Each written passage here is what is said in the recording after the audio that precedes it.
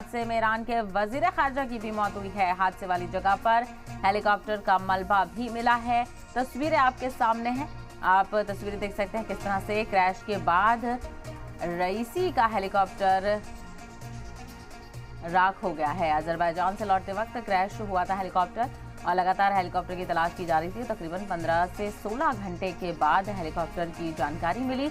तमाम तर टीमें तश्कील दी गई थी इस बात के लिए और जांच करने के लिए, और ऐसे में काफ़ी घने जंगल में जाकर ये पूरा मलबा हाथ आया है और ऐसे में अभी भी मौसम ख़राब होने का अंदेशा यहाँ पर जताया जा रहा है और जो टीमें हैं रेस्क्यू की वो यहाँ पर पहुँच चुकी हैं। ऐसे में तस्वीर आप देख सकते हैं।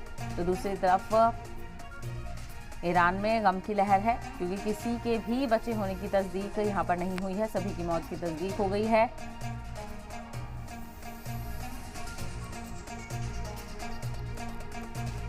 तो हेलीकॉप्टर क्रैश में ईरान के सदर इब्राहिम रईसी की मौत की खबर है। आपको बताते चलें, हेलीकॉप्टर हादसे में ईरान के सदर इब्राहिम रईसी की मौत हो गई है।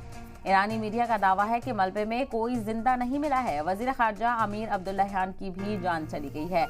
तो जोर की लहर देखने को मिल रही है। रेस्क्यू टीम को हेलीकॉप्टर का मलबा मिल गया है। तस्वीरें आपके सामने हैं किस तरह से पूरी तरह क्रैश यहाँ पर हेलीकॉप्टर नजर आ रहा है और ऐसे में अब ब्लैक बॉक्स से ही जो जांच है वो की जाएगी। और ऐसे में कई तरह के सवाल उठ रहे हैं कि मौसम ख़राब होने के बावजूद भी टेक ऑफ क्यों किया गया था और कहीं इसके पीछे कोई साजिश तो नहीं है, ये भी अंदेशा लगाया जा रहा है। बहरहाल ईरान में गम की लहर और दुनिया भर में इस हवाले से ईरान के सदर इब्राहिम रईसी की मौत को लेकर अफसोस का इजहार किया जा रहा है। तस्दीक फिलहाल हो चुकी है।